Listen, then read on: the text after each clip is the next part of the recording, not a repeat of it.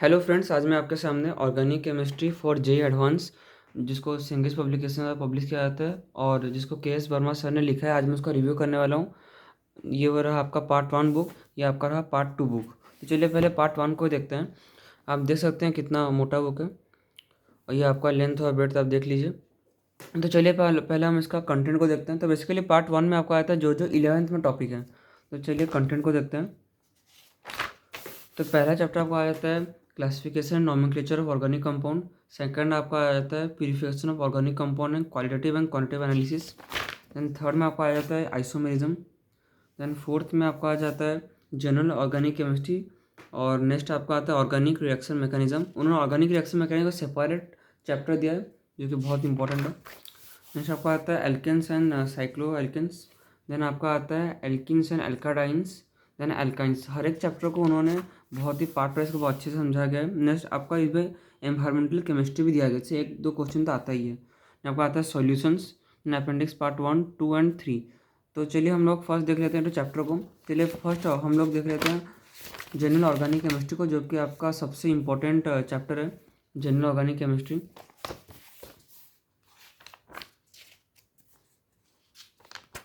तो आपका chapter start होता है आपका जनरल ऑर्गेनिक केमिस्ट्री। तो आपका इंट्रोडक्शन हो गया। देन आपका breaking and formation of bond, बहुत ही बेसिक से उन्होंने समझा है। कोई भी उन्होंने बहुत एडवांस चीज़ नहीं है, धीरे धीरे बेसिक टू एडवांस लेवल उन्होंने लिया है। तो आपका रिएक्शन इंटरमीडिएट, सब रिएक्शन इंटरमीडिएट का स्टेबिलिटी के बारे में उन्होंने अच्छे से एक्सप्लेन किया है। देन आपका आता है डिक्रीजिंग ऑर्डर स्टेबिलिटी, सब कुछ इसमें कवर है, कोई भी थ्योरी पॉइंट आप इसमें मिस नहीं होगा आपका। देन आपका आता है carbenes, then time mechanism, then type of carbenes, then hybridization. ये जो भी थ्योरी देख, सब थ्योरी प्लस उसके साथ उसका कुछ कुछ रिएक्शंस प्लस उसका मैकेनिज्म सब उन्होंने एक्सप्लेन किया इसमें। ना आपका नाइट्रेंस, ना आपका आ जाता है देखिए टेबल, बहुत सारा इंफॉर्मेशन टेबुलर फॉर्म में दिया है जो आपके रिवीजन के लिए बहुत ईजी होगा। ना आपका आता है इलस्ट्रेशन। इलस्ट्रेशन भरा हुआ है ये सब बुक, तो आपको कंसेप्ट तो आपने पढ़ लिया, उसका कंसेप्ट एप्लीकेशन में आपको कोई भी दिक्कत नहीं आएगा। तो आपका आता है इलस्ट्रेशन 4.1। देन ऐसे ही करके आपका अरेंज है। देन आपका आता है इलस्ट्रेशन 4.2। देन आपका कंसेप्ट एप्लीकेशन एक्सरसाइज में मेरा सेशन होगा। आप इलस्ट्रेशन को अपने से मत करिए, उसको फर्स्ट सोचिए, देन आप देखिए सोल्यूशन को समझिए। क्योंकि उसके बाद आपको कंसेप्ट एप्लीकेशन एक्सरसाइज को अपने से करना है, अपना दिमाग लगा के। इलस्ट्रेशन आपको समझना है कैसे कंसेप्ट को अप्लाई किया जाता है। देन आपका आता है factor influencing the reactivity. Then सब इफेक्ट के बारे में एक्सप्लेन किया गया डिटेल में थ्योरी। आप देख सकते हैं काफ़ी डिटेल में थ्योरी है। एनसीईआरटी के सारे पॉइंट इसमें कवर है और जो आपको ज़रूरत है एक्स्ट्रा कॉम्पिटिटिव एग्जाम के लिए वो भी कवर है, कि ऑब्वियसली बुक जो एडवांस के लिए। देन आपको टेबुलर फॉर्म में दिया गया स्टेबिलिटी सब। देन आपका आता है इलस्ट्रेशन। ऐसे करके पूरा चैप्टर अरेंज्ड है। आपको आता है म्यूजोमेरिक इफेक्ट, आपका रेजोनेंस, आपका आता है इलस्ट्रेशन।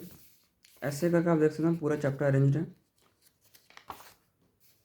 देन आपका आता है कंसेप्ट एप्लीकेशन एक्सरसाइज .2।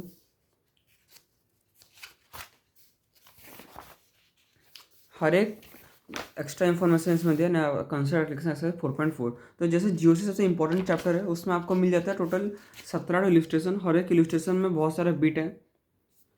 और नेक्स्ट आपका था कंसेप्ट एप्लीकेशन एक्सरसाइज। तो इस जीओसी चैप्टर में आपका टोटल 4 कंसेप्ट एप्लीकेशन एक्सरसाइज। आप देख सकते हैं कितना सारा प्रॉब्लम इसमें है। और next salt example. Salt example देखिए इसमें थोड़ा सा अच्छा लेवल का होता है, सारे कंसेप्ट को मिला के होता है सॉल्ट एग्जाम्पल में। तो इस चैप्टर में टोटल आपको दिया गया है, टोटल आपको दिया गया है 16 सॉल्ट एग्जाम्पल्स। 16 नहीं है, उसमें बहुत सारे बिट्स हैं। आपका आता है सिंगल करेक्ट आंसर टाइप। तो इसमें आपका आता है आइसोइलेक्ट्रिक इलेक्ट्रोमैग्नेटिक रेजोनेंस और चैप्टर मैंने टॉपिक वाइज आपका दिया गया सिंगल करेक्ट आंसर टाइप। एक एक टॉपिक में बहुत सारे क्वेश्चंस दिए गए हैं, जिसको आप क्वेश्चंस की कोई कमी नहीं होगी आपको। नेक्स्ट आपका आता है ऐसे करके पूरा चैप्टर में आपका आता है टोटल 114 तो आपको दिया गया सिंगल करेक्ट आंसर टाइप। आपका मल्टी करेक्ट आंसर टाइप आता है आपका हाइपर कंजूशन करके। और टोटल 42 तो मल्टी करेक्ट आंसर टाइप आता है। आता है link comprehension type, paragraph 1। Then paragraph 1 करके ऐसे उसका एक ठो दिया गया आपको लिंक कंप्रिहेंशन। उसमें आपको आ जाता है आपको 5 ठो बिट। आपका मैट्रिक्स मैच टाइप आता है, इसमें आपका आता है 4 ठो मैट्रिक्स में आपका न्यूमेरिकल। न्यूमेरिकल आपको आ जाता है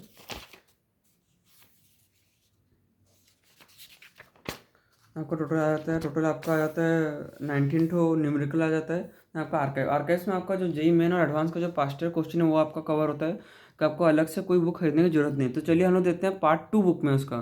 तो बेसिकली पार्ट 2 आपका जो 12th में जो आपका ऑर्गेनिक केमिस्ट्री दिया गया है उसको वो कवर करता है। तो पार्ट 2 थोड़ा सा मोटा है, आप देख सकते हैं पार्ट 1 से। देन आपका आता है लेंथ और ब्रेड्थ, आप देख लीजिए बुक का। तो नेक्स्ट हम लोग देखते हैं, नेक्स्ट हम लोग देखते हैं कंटेंट में। तो कंटेंट में चलिए फर्स्ट देखते हैं। फर्स्ट आपका आता है ग्रिग्नार्ड रिएजेंट ऑर्गेनोमेटेलिक कंपाउंड। तो बेसिकली उन्होंने रिएजेंट के बारे में ये तो पूरा चैप्टर दे दिया है ग्रिग्नार्ड रिएजेंट के बारे में। आपका सेकंड चैप्टर आ जाता है आपका reduction and oxidation reaction of organic. आपका था एल्काइल एंड अराइल हैलाइड्स।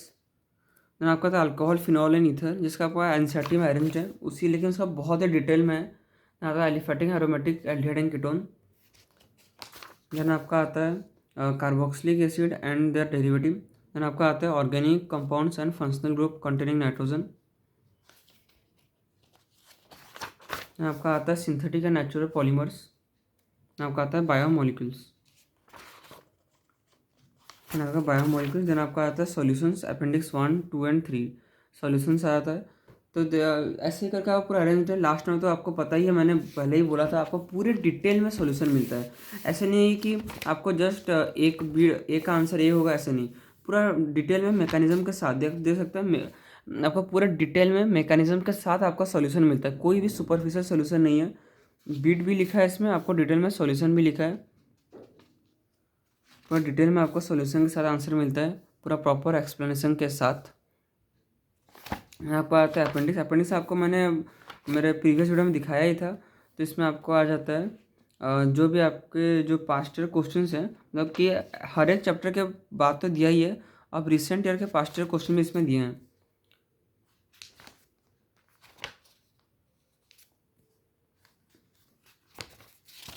तो देखिए, तो ये आपका आ जाता है जैसे अपेंडिक्स पार्ट 1 में वो आपका आता है chapter wise solve JEE main का 2019 के जितने भी 16 सेट हैं उनके चैप्टर वाइज आपको पीआईक्यू दिया गया है। नेक्स्ट आपका आ जाता है ये वाला। देन आपका आ जाता है अपेंडिक्स 2। अपेंडिक्स 2 में आपका दिया है 2020 के जितने भी क्वेश्चन हैं जेईई मेंस के। देन लास्ट में आपका जो थर्ड अपेंडिक्स में आता है जेईई एडवांस के क्वेश्चन। नेक्स्ट नाम होगा जेईई एडवांस 2019 के क्वेश्चंस। तो बेसिकली ये बुक तो one of the best book है। अगर आपने इस बुक को ख़रीदा है, आपको कोई भी थ्योरी का अलग बुक खरीदने का ज़रूरत नहीं है। और आपका जो भी प्रॉब्लम बुक अगर आप सोच रहे हैं खरीदने, उसका भी आपको कोई ज़रूरत नहीं है। तो पीआईक्यू बुक हुआ, प्रॉब्लम बुक का, थ्योरी बुक, ये तीनों का कॉम्बो है। इस अगर आप ये बुक खरीदना, आपको कोई भी बुक का और ज़रूरत नहीं है। तो चलिए हम पहले डिस्कस करते हैं कैसे सॉल्व करना है। तो जैसे कि आप देख ही सकते हैं, बहुत ही वास्ट बुक है। अगर आप सेल्फ स्टडी कर रहे हैं, आपके लिए बुक बेस्ट है। तो सेल्फ स्टडी के लिए आप एक एक थ्योरी पॉइंट को देखिए, ज़्यादा टाइम मत दीजिए। मेरा सजेशन यही होगा, आप एक चैप्टर को, जैसे सब इंपॉर्टेंट चैप्टर है जीओसी, सब 11th का सबसे इंपॉर्टेंट चैप्टर है। तो अगर आपको जीओसी और रिएक्शन मैकेनिज्म को अच्छे से समझना है, उसके बाद आप उसको आराम से 1-2 महीना दीजिए, इसका थ्योरी समझिए, इसका प्रॉब्लम करिए। लेकिन आप अगर चैप्टर को, कोई भी एक रैंडम चैप्टर को आप अगर 3-4 महीना दे रहे हैं, तो आपका बिल्कुल भी टाइम पे सिलेबस कंप्लीट नहीं होगा, रिविज़न भी नहीं होगा। आप बुक में प्रॉपर मार्किंग करिए, सो दैट आपको रिविज़न के समय कोई भी दिक्कत नहीं होगा। और आपका मतलब अगर आप कुछ भी कंप्लीट करना चाहते हैं, तो सिंगल करेक्ट तो आपको सॉल्व करना ही है। मल्टी करेक्ट अगर टाइम हो तो आप सॉल्व करिए। तो ये मेरा सजेशन होगा, जो सेल्फ स्टडी कर रहे हैं, थ्योरी को एक लिमिटेड टाइम में कंप्लीट करिए। प्रॉब्लम देखिए कैसे प्रॉब्लम है, सिंगल करेक्ट मल्टी उसको सॉल्व करिए, देन पीआईक्यू करिए। अगर आप कोचिंग में जा रहे हैं, तो आप फर्स्ट सिंगल करेक्ट को सॉल्व करिए, देन उसका एक्सरसाइज सॉल्व करिए, और थ्योरी को एक ओवरव्यू देख लीजिए, क्योंकि हर एक थ्योरी पॉइंट इसमें इंक्लूड है। जब आपको लग रहा है मेरे नोट्स में थ्योरी पॉइंट नहीं है, तो आपको इधर से पढ़ना है, आपको नोट्स में ऐड कर देना है। सेल्फ स्टडी तो वालों को थोड़ा सा टाइम मैनेज करना पड़ेगा। और जो कोचिंग में जा रहे हैं, प्रॉपर टाइम, फर्स्ट चैप्टर को मुझे देना है 1 महीना, ऐसे करके आपको अगर टाइम डिस्ट्रीब्यूट नहीं करेंगे, बहुत ही वास्ट बुक है, आपका कभी भी सॉल्व नहीं हो पाएगा। और ये बुक को सॉल्व सबसे डिटेल बुक है। आपको मैंने बोला ही है, पीआईक्यू बुक का ज़रूरत नहीं है, लेकिन आपको सिंगल करेक्ट तो सॉल्व करना ही है। बहुत सारे क्वेश्चन है, एक चैप्टर में 500-600 लेकर क्वेश्चन है। आपको इस बुक के बारे में जो भी डाउट होगा, आप मुझे कमेंट सेक्शन में पूछ सकते हैं। और मेरे चैनल को सब्सक्राइब कीजिए, लाइक कीजिए। और कुछ भी आपको अगर स्पेसिफिक चैप्टर का अगर ज़रूरत होगा, आप मुझे पूछ सकते हैं, मैं आपको ज़रूरत पड़ने से वीडियो ही बना दूँगा। Thank you.